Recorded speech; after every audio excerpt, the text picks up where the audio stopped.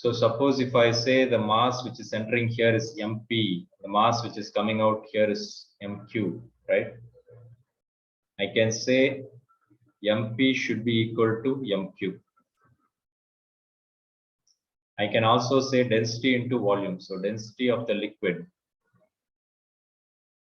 density at P and volume at P should be equal to density at Q at volume at Q. But you know that it's the same liquid. So if the water is flowing here, the density of water here and the density of water here should be the same. Okay. So it means I can say this and this will go away, because it's the same liquid and it's incompressible, which means, remember, if it was a compressible liquid, then it will be different. So the pressure here, density here might be less, the density here might be more. But here we are considering a incompressible liquid.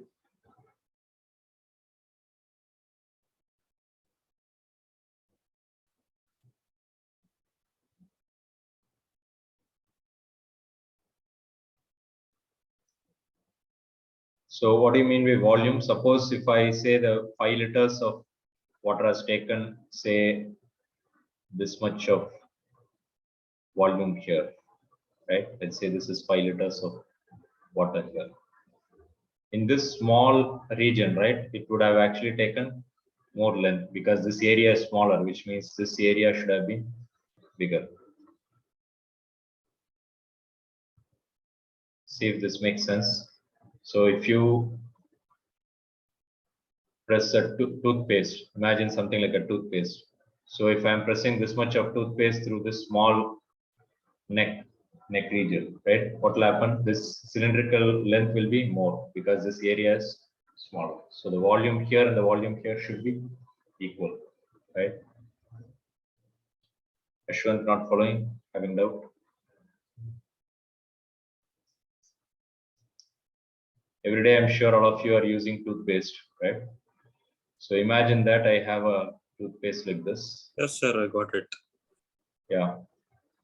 So suppose if I am pressing this much region of toothpaste, right, it will be coming out or protruding out with a shape like this.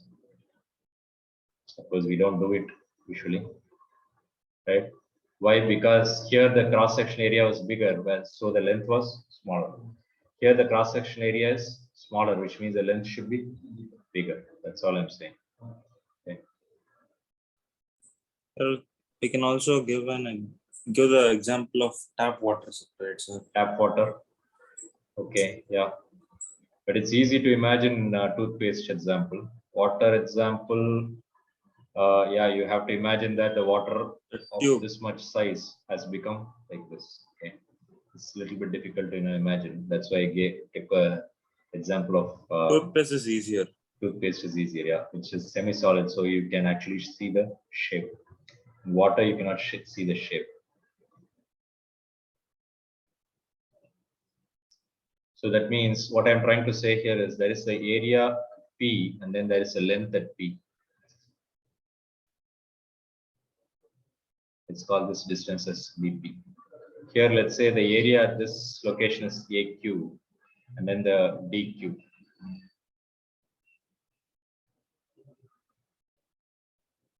So it means volume at P can be written as area into distance. Okay. Cross-section area into distance will give you the volume, right? That's why area of a cylinder you call it as pi r squared h, because area into height. Similarly, VQ can be written as AQ into DQ.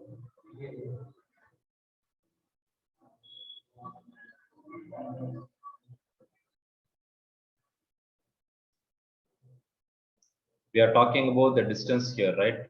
So distance can be written as, listen carefully, velocity is equal to distance by time. So this distance can be written as velocity into time. So velocity at P into time taken.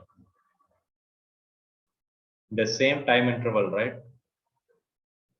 The same time interval, you will be getting some 5 liters of water here. So that means the distance traveled here,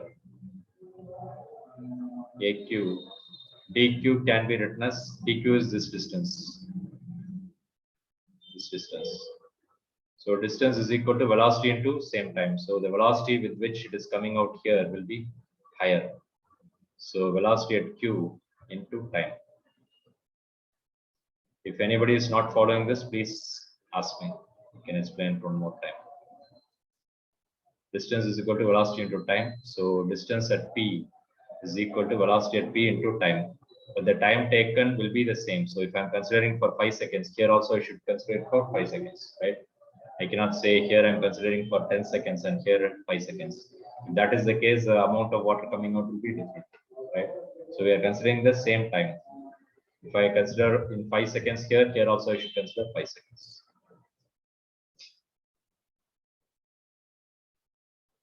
So delta t goes away. So what is left is AP. Remember, this is VP, okay, not volume.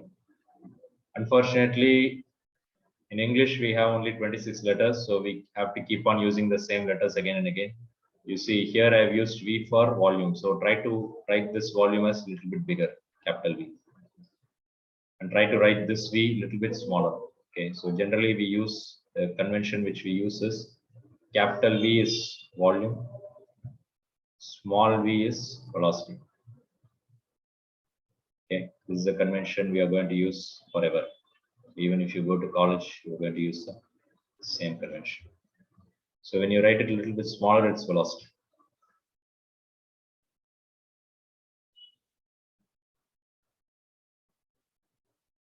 So what this means is, let's go back to our original diagram. So if I draw the original diagram, non-uniform cross section like this. So when the area is bigger here, right, the velocity here is going to be smaller. When the area is smaller here, the velocity is going to be bigger. Okay, that's why sometimes in the tab, what Chaitanya said is also true.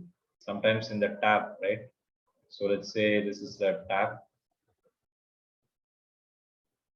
So sometimes you must have used some kind of what do you call that? Some kind of a nozzle here, right? I'm sure sometimes we use this kind of nozzle, right? Why? Because we want to have the water coming out with higher velocity. So in general English, we say, okay, the water will be coming out with higher force. Actually, what we mean by that is higher velocity. So this type of element, we call it as nozzle. Okay, so here area is bigger.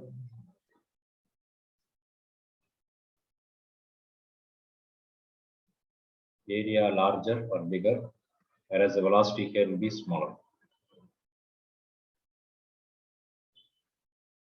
Here the area is smaller, But velocity is bigger. velocity is bigger. Yeah.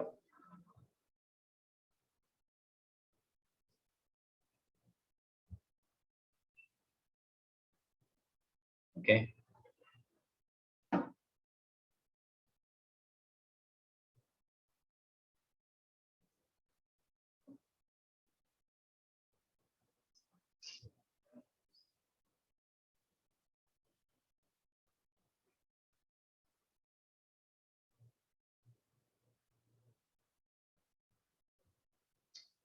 Okay, so far we have studied only two concepts. One, the first concept is pressure energy. The second concept is, this concept is called equation of continuity. Okay, so meaning whatever is coming here should be coming out here. That's why it's called equation of continuity. So take it down. Equation of continuity.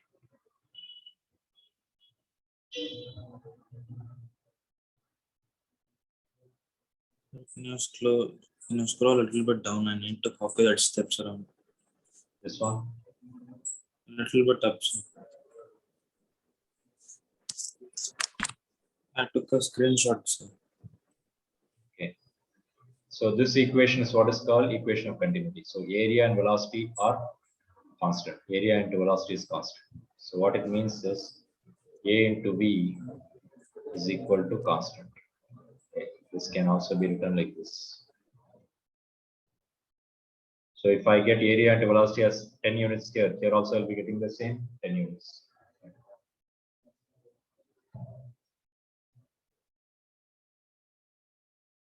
Anybody, any questions?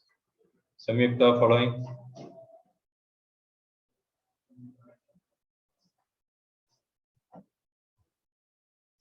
Samyukta talking to you.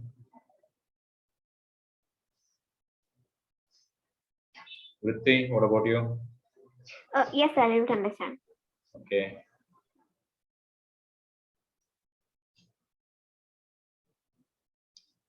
Who else is there? Chaitanya, you are following. Shwant, you are following. Padmaja, what about you? Following everything? Yes. Okay. Mithun? Yes, sir. Okay. Samyukta is not answering. So should I remove you? Samyukta, Sir. are you following? Yes, sir. Okay. When I ask questions, I expect a response. Okay. So please be active. So if I'm asking a question, you can say you don't know, but if you don't respond, I will have to remove you.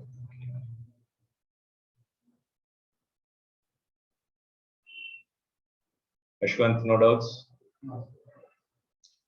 Okay, so let's go here. So this is what you have studied right now, the pressure, energy, and equation of continuity.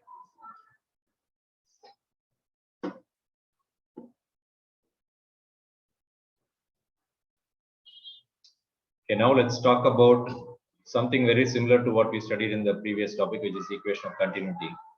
So there's a scientist named called Bernoulli. Okay, so he was a mathematician and also a fluid mechanics expert. He did a lot of research in fluid mechanics. Also in mathematics, also you will hear the word Bernoulli very often. I think he was a French scientist. Bernoulli sounds like a French name. So if you consider a pipe like this, okay, imagine that it's the same, like same thing like what we studied earlier. Only thing, it's not in the same level. The level is changing. Okay, which means the area is changing and the level is also changing. Okay. So just like what I said earlier, suppose if you consider this much amount of water going in delta t seconds, right? Either you can show this coming out that same delta t seconds, right? Just like what we studied in the previous topic, right? The same delta t seconds, this will be looking something like this. Okay. Again, imagining liquid is difficult, but imagining a toothpaste is easier. So what Bernoulli's principle says is, he said that let's consider a point location here, location here. So he says that energy at this point is equal to energy at this point, which is law of conservation of energy. Okay. He imagined that there is no losses in the pipe. Okay. Sometimes in the pipe, if there is some rough surface, there will be some losses. So heat will be produced and some energy will be lost. So what he says is, let's assume a smooth pipe without any friction, which means according to law of conservation of energy. So take it down properly. The previous one was law of conservation of mass. This one is law of conservation of energy based on.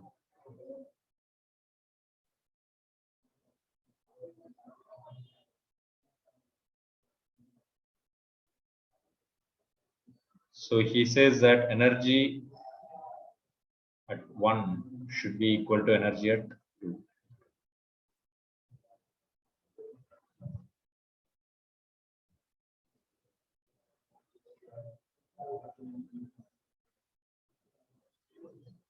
Okay.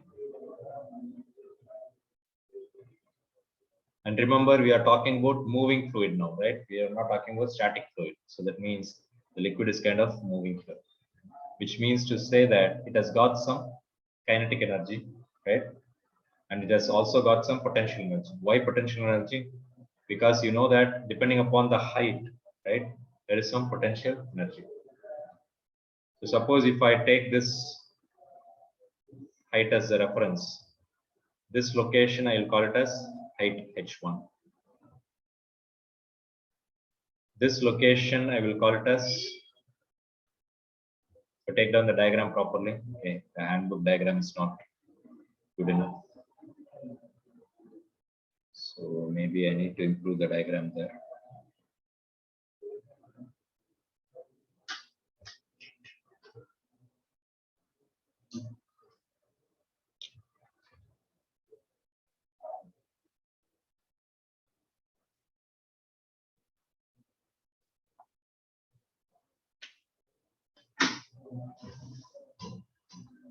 So when I say energy 1 is equal to energy 2, I told you there is some potential energy, there is some kinetic energy. Similarly, here also you have some potential energy and kinetic energy.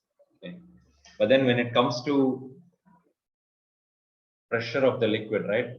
Based on the pressure and the volume, it has got some energy, and that is what we call it as pressure energy. Okay. So this pressure energy is something specific or something special for liquids and gases. Okay. For solids, you don't have any pressure. Okay. I cannot put some lot of say grains or rice grains into a box and say there will be some pressure. But if I put some water or if I put some, take for example LPG cylinder, right? You have some gas inside, which means it has got some pressure. Of course, the pressure can be high or low depending upon how much gas you have pumped inside it. So the point I'm trying to make here is you have something called, so take it down properly, very simple concept. Energy 1 is equal to energy 2. So I'm going to say there is something called pressure energy. There is Can you something, say that energy is nothing but mechanical energy?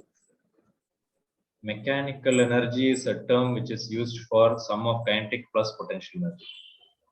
If you go back to your 6th chapter, we got introduced to kinetic energy and potential energy, work power energy. So generally mechanical energy is a term which is given for this one. Okay, this plus this. Remember we studied something called mechanical energy conservation. What do you mean by that? Kinetic energy. So if I throw a ball here the potential energy is high, but by the time the ball falls to the ground, the potential energy is 0, but the kinetic energy is high. And this is what we call it as mechanical energy. Is that okay? So Yes, sir. to my knowledge, I don't think we would call this as mechanical energy, right? Generally, the term mechanical energy refers to kinetic energy and potential energy. So similarly, the pressure energy on this end at point 2 or surface 2 plus kinetic energy at surface 2.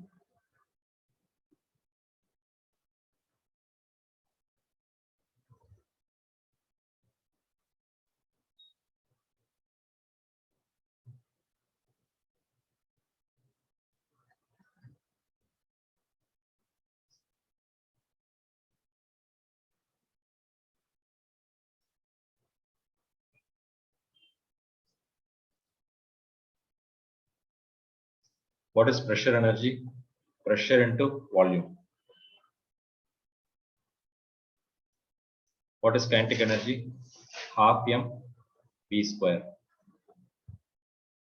What did I say? This is capital V, this is small v. So write it properly.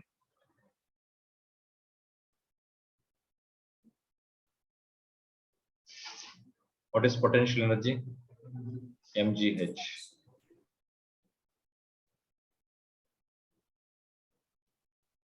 P2 capital V plus half m v2 square plus mgh2.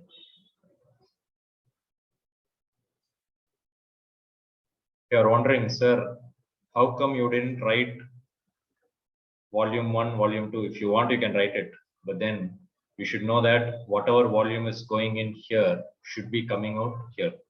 Only the area and length changes, right? That's what we studied earlier. So if I say 5 liters is going in here, 5 liters is coming out here, which means in a given time delta t, the volume does not change. Does the mass change? No. So the mass also does It's not change. constant. Yeah. So that means the mass and volume are same. So write it down properly. mass and volume are same. Because if I say 5 liter of volume is going in, 5 liter of volume is coming out.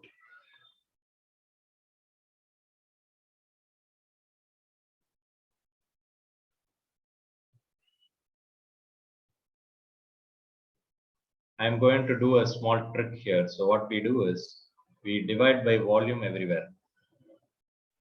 So take it down properly. In the book, it's very, very confusing. Capital V, not small v.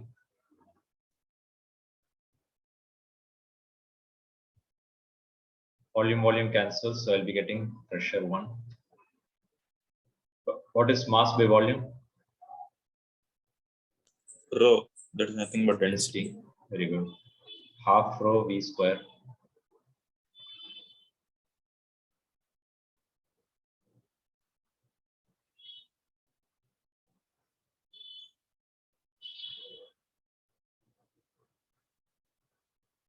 Mass by volume, density, so rho g h1.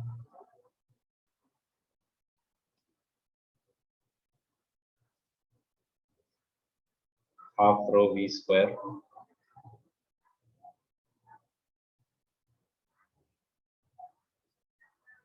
Rho g h2. Okay. This is what is called Bernoulli's principle or Bernoulli's theorem.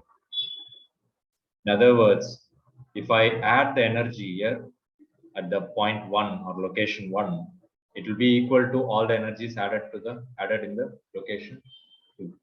Okay. And that is what we mean by law of conservation of energy. So as I told you, if I add this to 100, if I get a value as say 120, if I add it here also I'll be getting 120, which means instead of writing 1, 2, right, I can also write this equation as pressure plus half rho V1 square plus, sorry, V1 I should not write, half rho V square plus rho GH is equal to constant. Okay, so don't get confused by this equation.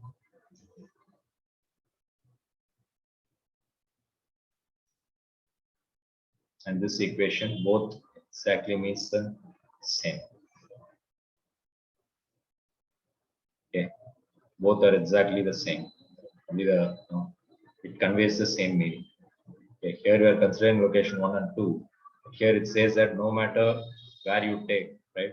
Whether if I take some other location somewhere here, if I take a third point over here, will it be equal? Yes. Okay, if I can consider P1 plus half rho V1 square plus rho GH1, if I consider 3, it will be the same value. Okay, that's the meaning of this. So it's a generalized equation. So very important, take it down, Bernoulli's theorem.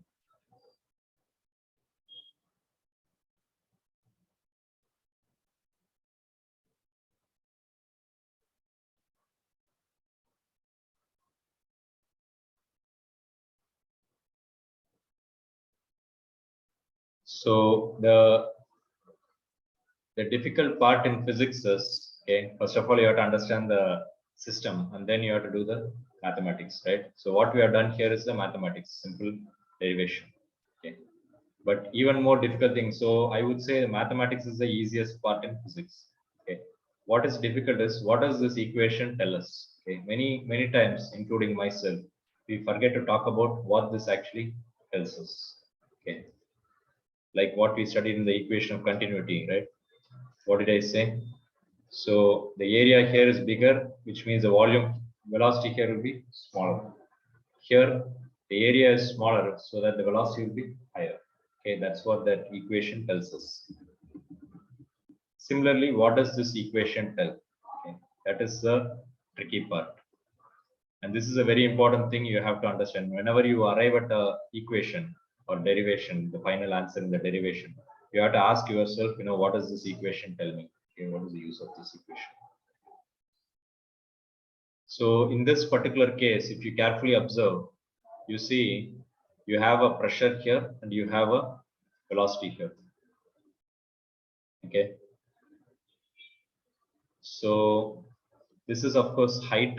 Okay. So suppose if you consider a pipe like this,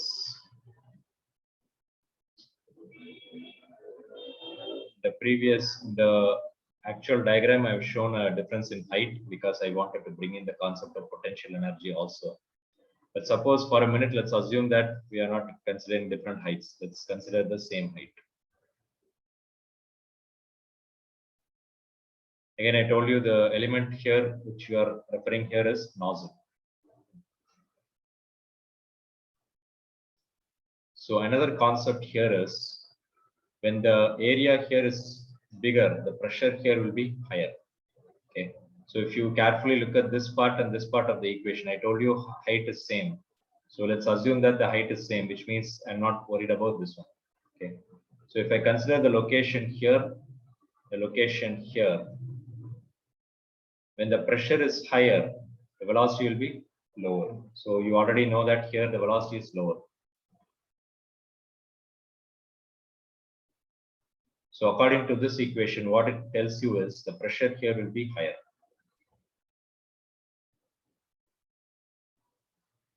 The opposite is also true here. So here the velocity is high.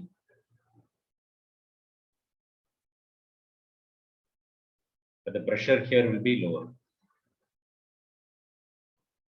This might be very counterintuitive, meaning this is not what you would expect. You would think that okay, when the velocity is higher, it's coming with higher force, right? You would think that it is coming with higher force, so that you would think that the pressure should be higher. But the interesting thing about this is it's other way around. According to this equation, what it tells you is the pressure here will be lower. How do I demonstrate that? So I have a simple. So Ashwin, can you switch off that fan there? Let's switch. Yeah. So let me switch on the video here.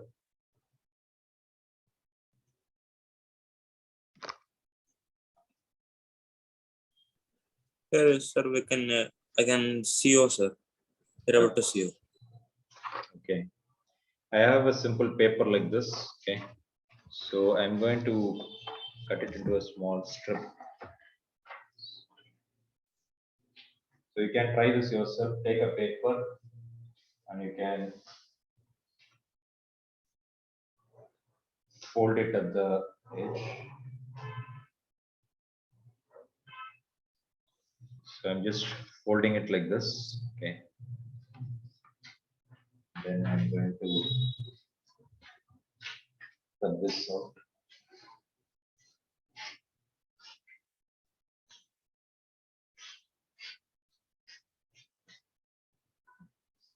So I have taken a small strip of paper. Okay. So what I'm going to do is maybe I'll try to sit a little bit in the sideways so that you can see it, everyone. So when I blow the air here, right, I'm pushing more higher velocity of air, right? So the velocity of air here will be higher. Okay. I would generally think that when I blow air here, I'll be pushing the paper downwards. Do you agree? When I blow air here, the paper will be pushed downwards. Everyone agree with that? Yeah, yes, sir. That's what you would think. But look at this.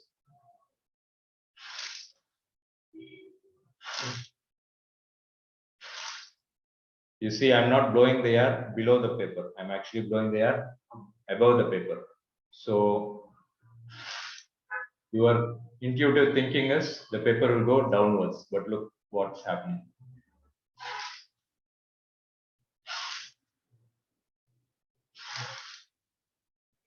Everyone seeing that? So do you agree that nature does not work the way we think? Nature works in a different way. Okay.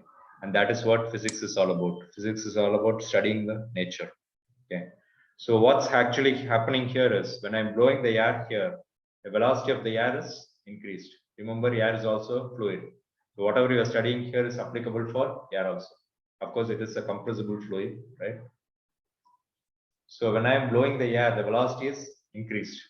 When the velocity increases, what did you study here in the Bernoulli's theorem? The pressure decreases. When the pressure here is lower, here the pressure is atmospheric pressure. Here the pressure is lower than the atmospheric pressure. So what happens? The higher pressure is actually pushing the paper upwards.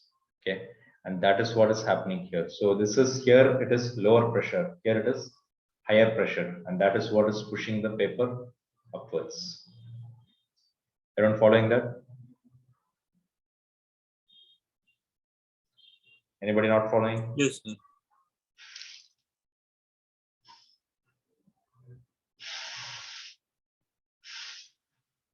So you can see the paper is lifted up because this pressure is higher. So this is lower pressure, so this is pushing it upwards. Okay. So the interesting concept here is, right, this is what is used in the air wings, okay, airplane wings. This is a principle with which we are able to fly in the airplanes. Okay.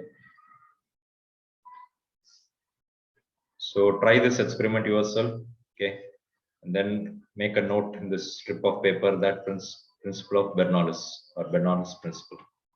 Okay. If you do that and stick it in your table, you're not going to forget it ever. Yes, sir.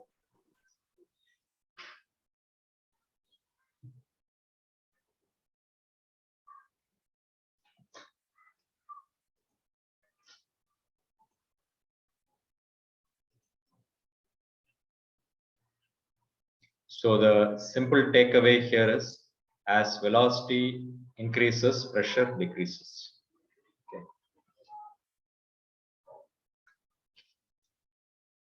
How do I know that this is what is used in our airplanes? So we'll come to that later, but for now, what you are seeing in the airplane is the center part of the tube-like part of it, or the plane, is called the fuselage.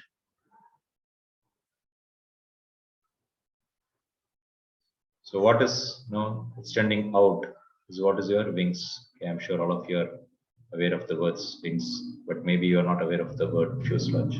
Yes, if you see some Hollywood movies, very often action movies, they will talk about this fuselage. So what you are seeing, the wings, right? Maybe you may not have observed it. So next time when you are flying, take a closer look at the wings. So the wings will not be flat. The wings will be having a shape, something like this. Okay, and this is what is extended like this. Okay, so underneath the wings, you will see a big something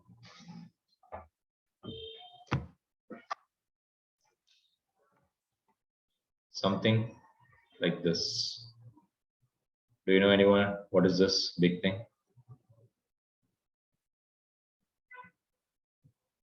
Nobody knows.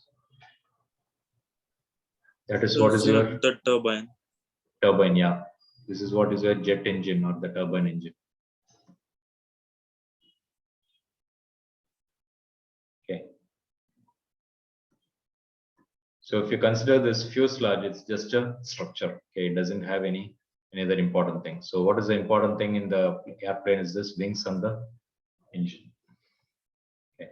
So the turbine, as the turbine starts spinning with your white petrol, what we are actually doing is it's something like your fan. So how does your ceiling fan work? It's pushing the air downwards. So similarly here, by some angle design, right? Design of the turbine blades. What we do is we are actually pulling the air from front and then pushing it backwards. Okay. So when you take the air from front and then pushing it backwards, what happens? When you push the water backwards, what do? The water is pushing you forward. Okay, that's how you swim. So the same thing is happening here. Only thing, we are having a very, very powerful turbine engine where you are pushing a huge amount of air backwards. So the air is pushing you forward, and that is your Newton's third law.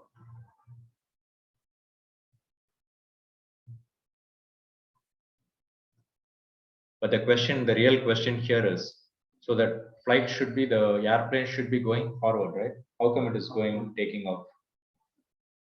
Like you blow in this technology. Hmm. Pressure is happening from downward. Okay. So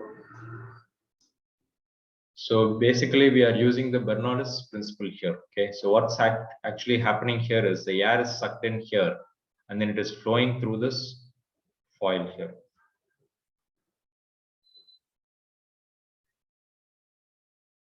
So this is what is a airfoil. So what we are actually doing is we are making the air to flow through this and this way. So the design of the wings are in such a way that this region is having a higher length and this region will be having a lower length. Okay, which means here the air has to be flowing at a higher velocity. So here they design it in such a way that this will be having a high velocity and this will be having a low velocity. How do you achieve that? That is a little bit difficult topic. So only if you take aerodynamics, probably you'll be studying all these things. Okay. So for now, you have to understand that this is the basics. So this is higher velocity here and lower velocity. Higher velocity means, what did I say? The pressure is lower. Pressure here is low. Here the pressure here is high. So now tell me what happens. High pressure pushes it towards the low pressure, just like the paper which you are seeing here, right? So the high pressure will be pushing the wings upwards because of the lower pressure. And that is how you are able to lift the wings. And since the wings are attached to the fuselage, the entire plane is lifting up.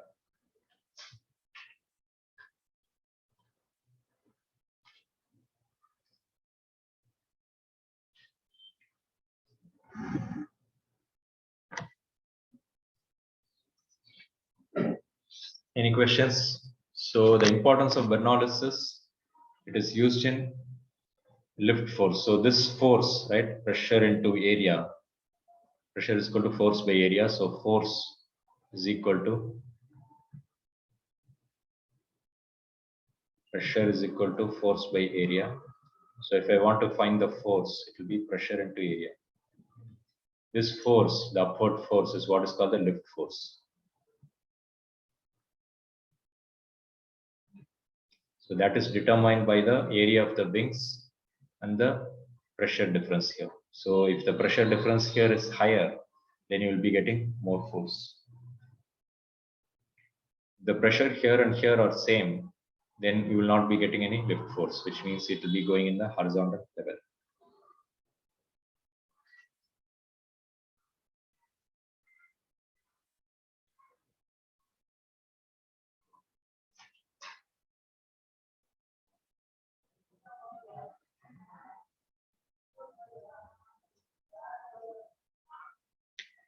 Okay, so you know something about pressure energy, you know something about equation of continuity, you know something about Bernoulli's principle, and you know something about where it is applicable.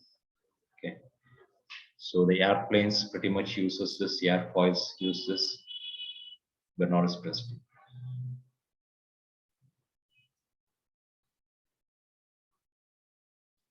This is not the derivation which is given in your hand in your textbook. Okay, so they're given a little bit difficult method.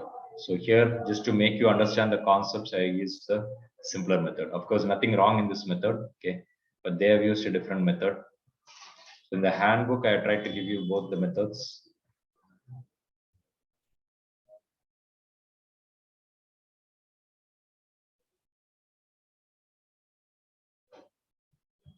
So the method which is given in your textbook is something like this. In your term 2, if I'm correct, I think you have theory questions also, right? Which means you have to study all the derivations properly. So I told you initially we are considering a small volume here, delta V. The same delta V will be coming out here. Okay, maybe the same volume can be shown somewhere here. Instead of showing it outside, I can show it here. Capital B, volume.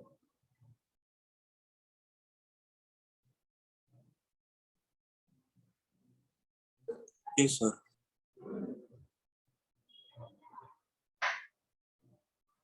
So here somebody is pushing it from this side. Okay, so this element of liquid is pushed from this side. Okay.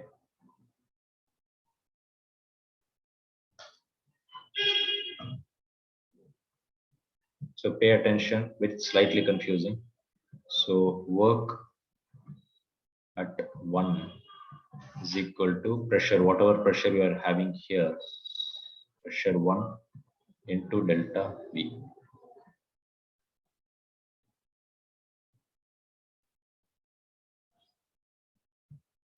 So work is done by surface 1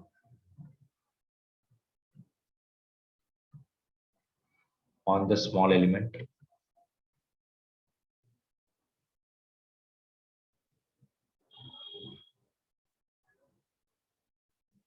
delta V.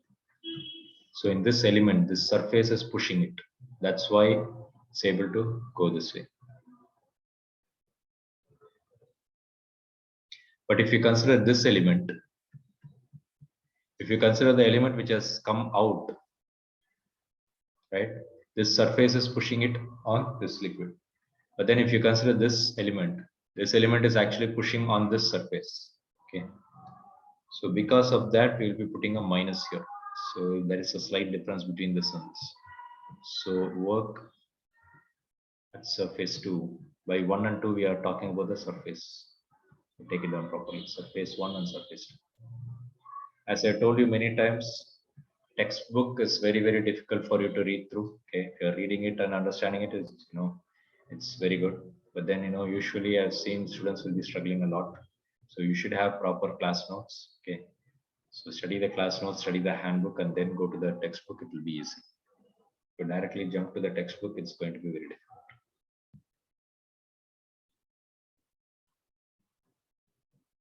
So here also I'll be writing it as pressure P2 into delta V, but then I'll be putting a minus sign because work is done. Here the work is done on the fluid, okay, on the fluid element. Here work is done by the fluid on the surface.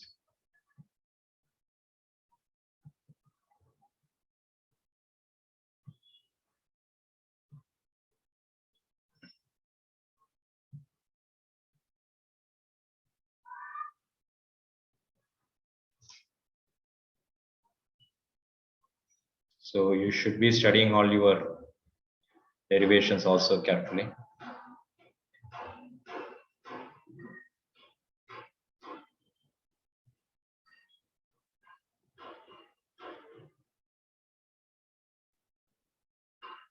So the net work done, right? How much is the net work done? So there is some work done here and some work received here. So the net work done will be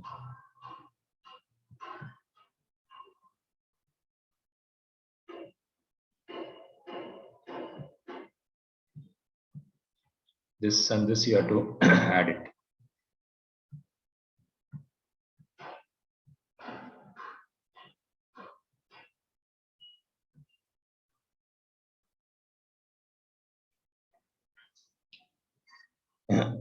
So what this means is this element is doing the work, and of course there'll be some change in the kinetic energy and potential energy. So change in kinetic energy and change in potential energy is very easy, nothing very difficult there. So change in kinetic energy will be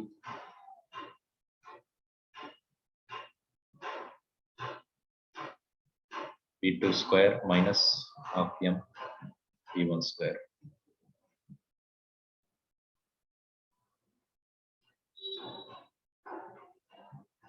Change in potential energy is equal to mgh2 minus mgh1. So nothing difficult there. Somewhere in your 6th chapter, you studied something called work energy theorem. What does that say? V theorem. So work done is equal to change in kinetic energy. Okay, very good. In that particular example, we considered only the kinetic energy, and that's what the book also says. But actually, if you are throwing a ball upwards, there will be change in kinetic energy, and there will be some change in potential energy also. So that means work energy theorem can be extended to kinetic plus potential energy. So work done is equal to change in energy.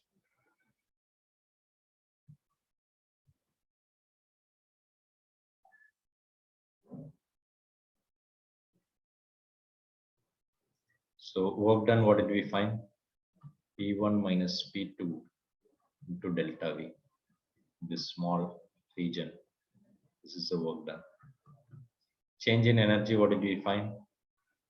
Half m V2 square minus V1 square plus mg H2 minus H1. Actually, I should write everything separately. Half m V2 square minus half m V1 square plus mg H2 minus mg H1.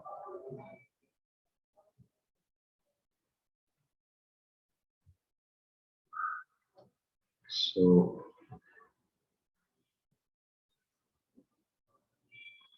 P1 delta V, I'll be having it as positive side. So these are all minus. So this comes on this side. So plus half m P1 square. You see, I'm writing the V smaller here.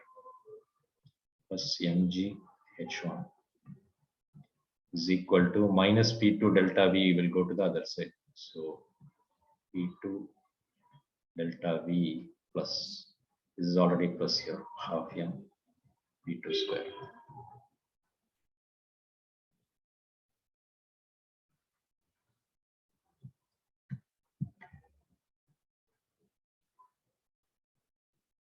That's all. So this is very similar to what we had at the very beginning of this derivation. So let's see if I can show you what I had at the beginning. So you see, I said energy 1 is equal to energy 2. So we said pressure energy, which is pressure into volume, plus kinetic energy plus potential energy is equal to pressure energy at location 2, kinetic energy plus potential energy. You see, after that it is the same. So this is the part which is slightly confusing, and this is what is given in your textbook, and this is what is expected in your exams. Okay, if you write this one, your teachers may not give you the marks, so it's better to follow the textbook method. Okay, this is the easier method because I'm just starting with the energy, law of conservation of energy. But this is what is given using the work energy theorem. After that, it's the same story. Okay, if I divide by volume, I'll be getting P1 plus half rho V square rho G H1.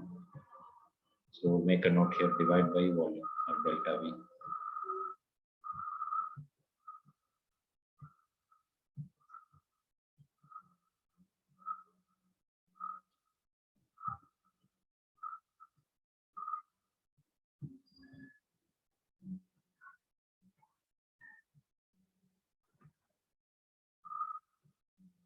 Okay, so it's exactly the same thing what we got earlier.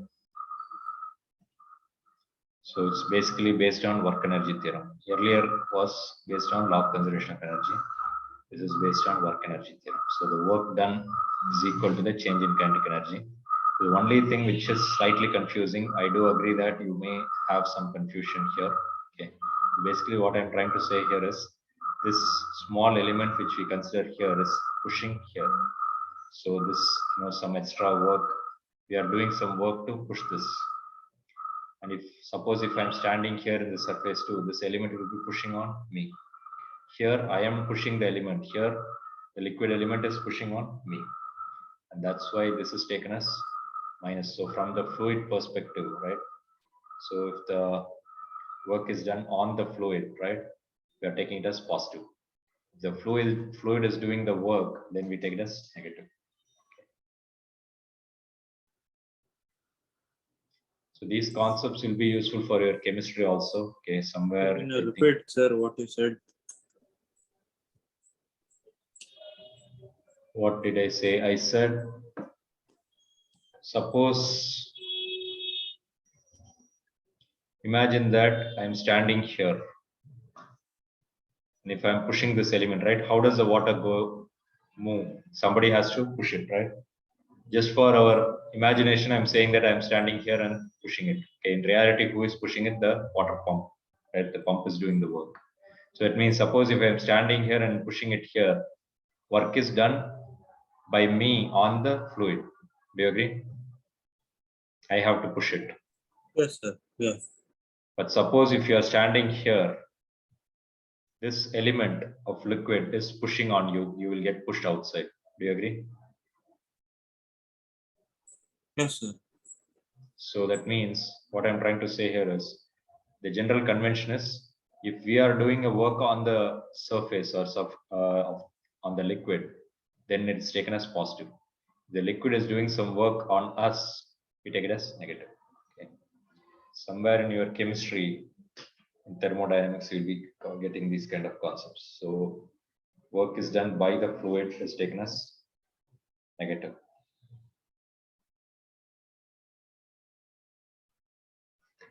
Any questions? Bernoulli's theorem clear?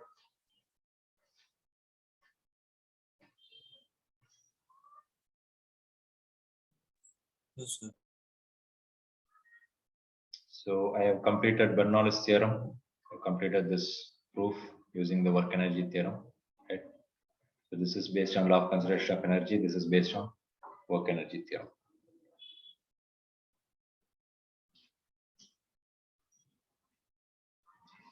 So this entire page is, occupying the applications of Bernoulli's theorem. So this is an application of Bernoulli's theorem. This is also an application of Bernoulli's theorem.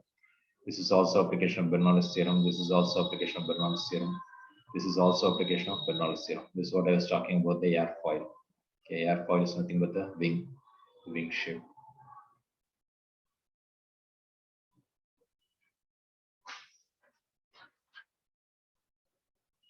Very, very easy derivations. Okay, it may look like very, very complicated, but it's very, very simple if you understand this basic Bernoulli's theorem concept. Okay. So I'm going to do one of the derivation, and let's see, maybe I can give you one or two derivations of homework. Try it and come. We'll discuss it in the next class.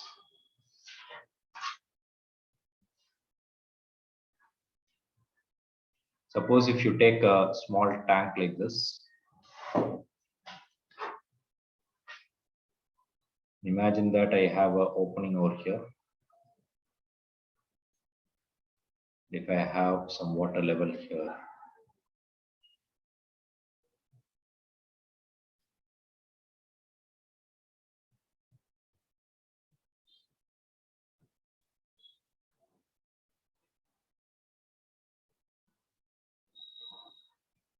imagine something like your what can I say? I can consider something like a LPG cylinder, right? So that be some pressure. What does LPG stand for? Liquefied petroleum gas, right? Liquefied. So that is very important because inside the cylinder it is in the liquid form. Only when it is coming out because of the atmospheric pressure and temperature, it changes to gas. Okay. So in your chemistry, you must have studied this. So basically the LPG gas which you are using in your kitchen is nothing but, anybody, what gas is that? Anybody? Butane. Butane. Okay. Anything else? Butane is correct. If I remember correctly, I think it's a mixture of propane and butane. Okay. So you can double check that.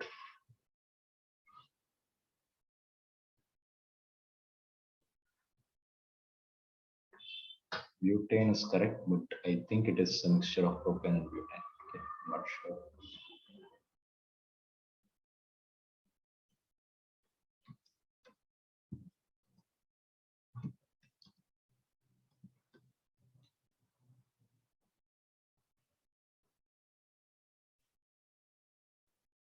Yeah, propane and butane. Okay, C3H8 and C4H10. Of course, different countries might be using different compositions. Okay, so depending upon the calorific value which you want, you can change this percentage.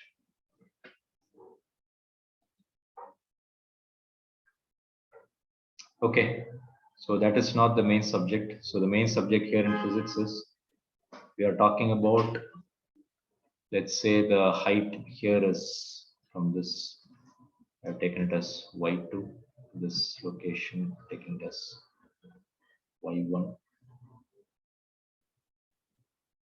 because this I'm considering it as 1 and this level I'm considering it as 2.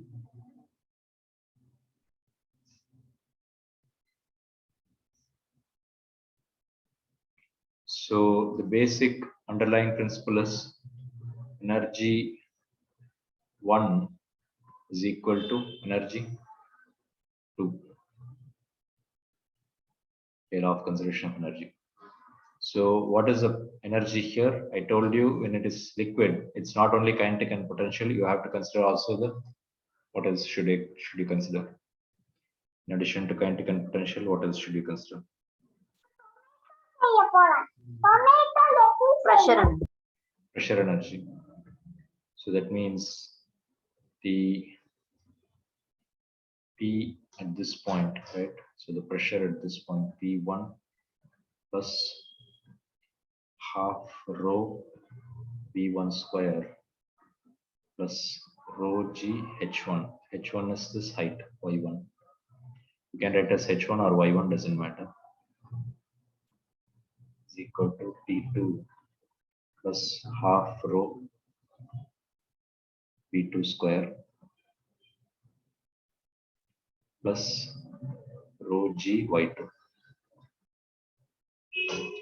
But remember the liquid over here, if you consider your water dispenser, if it is a big tank, right, this water level will be moving downwards, but then it's not moving at a very high speed. Okay, compared to the speed of water which is coming out here, this movement will be very, very slow. Okay, you can try this in your water filter. Okay, next time when you go to the water filter, after the class, go to your home, in your home, check out the water filter level. So the water level is here, means as the water is coming out here, this will be reducing, but it will be reducing at a very, very slow rate. Okay, provided this is a very big tank. So that means, what can I say? The velocity at this point is approximately equal to 0. So it means this term goes away.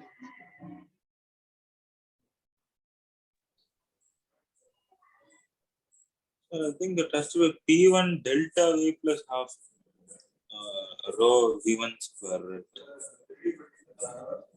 No, yours is right. Yeah. Yeah, when you divide by volume, mass by volume becomes density, right? So we are skipping one step here because we already done the derivation here. So I'm just directly writing the equation. So this is what is your Bernoulli's equation. So those two Bernoulli's principle and another proof we did, right? So those two are a little bit confusing. So yeah, so I got confused. Okay, no problem. You study it from the handbook and your class notes. I'm sure you'll get a better idea.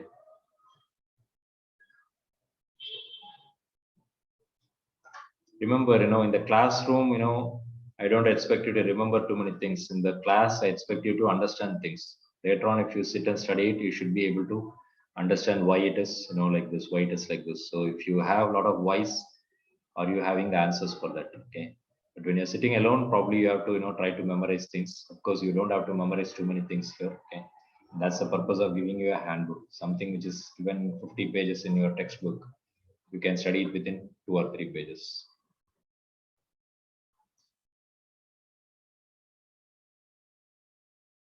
Okay, what else can I do here? What is P1? This is the atmospheric pressure here. So it means I can write P1 can be written as P atmospheric.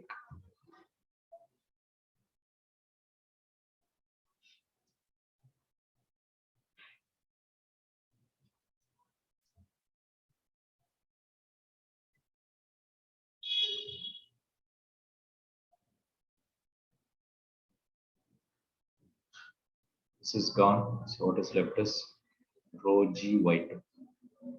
So we are almost done. Let me quickly finish this and then you are free to go.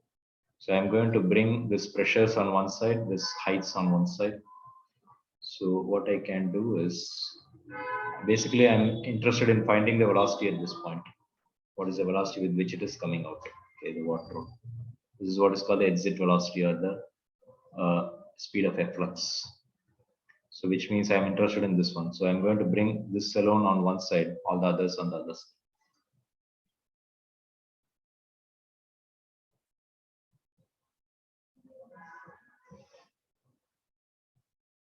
P2 minus P atmosphere. This comes on this side. So sorry, rho GH comes on this side. So rho G is common, Y2 minus Y1, meaning the height difference between the water level and this tap level. So after that, it's very simple. So suppose if I want P1, what should I do? P1 is equal to whatever is this divided by this. So bring the 2 on this side. This Y2 minus Y1 can be called as height difference. So I can call this as height H. That means Y2 minus Y1, I'm going to call it as H. 2 goes over here. So that means 2 times P minus P atmosphere. P stands for the pressure inside the tank. Plus 2 times rho GH. Then I'm going to divide by the rho. So this will become rho here. And I divide this rho over here. Rho cancels. So I'll be getting 2GH. Then there's a square here. It's a square root. So this is simple mathematics. Okay, if you are not able to follow this, take your brain, paper, pencil and start doing it. You'll get this. And this is what is called speed of efflux. So Torricelli's speed of efflux.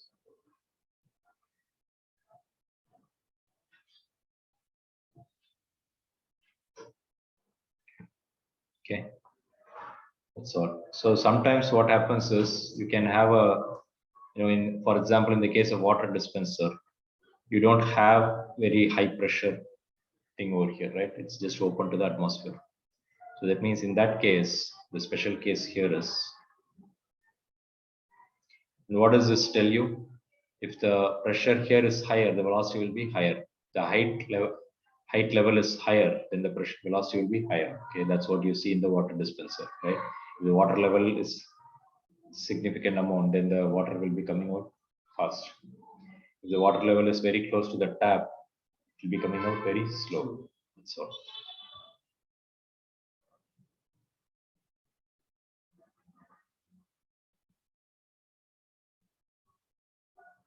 Okay, so that's an important formula. Again, as I always say, you don't have to remember this final formula. Okay, what you have to remember is this principle. Okay, if you understand this principle, even after 5 years, you will be able to put these numbers in your, whenever the numbers are given, you can put these numbers over here and get the answer. Just because derivation, we are doing this. Okay, in real life, what is more important is this one, not this one. Okay.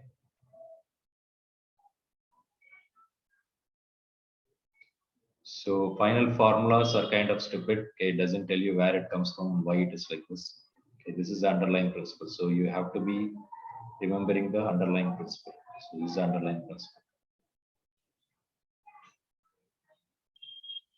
Okay, so special cases, what happens when the pressure is atmospheric? So when the tank is open to the atmosphere, what will happen? This and this will be equal, which means this will become 0. So that means the V1 will be square root of 2GH. Why? Because P is equal to P atmosphere. The tank is open to the, this is a special case. if tank is open to the atmosphere.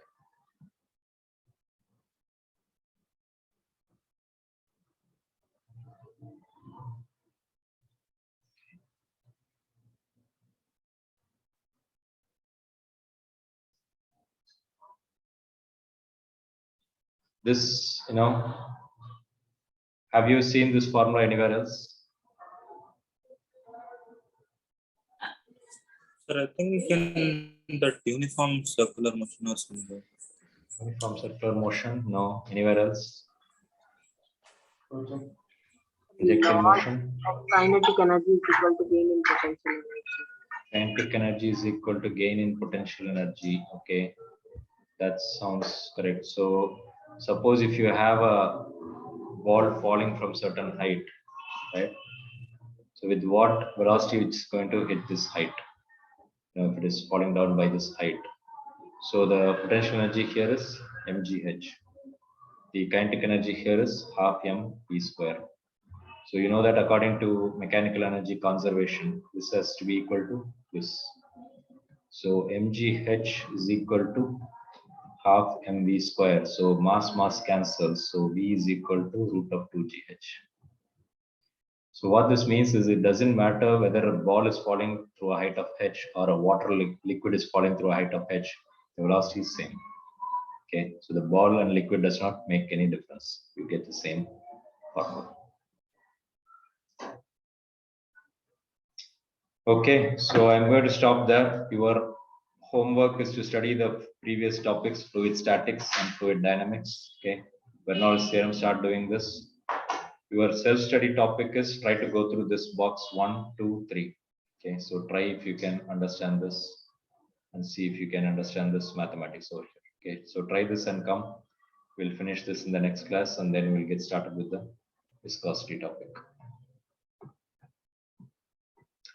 Okay, so thank you all. If you have any doubts, stay back. Otherwise, you are free to go. Thanks. Bye. Thank you, sir. Thank you, sir. Thank you, sir. So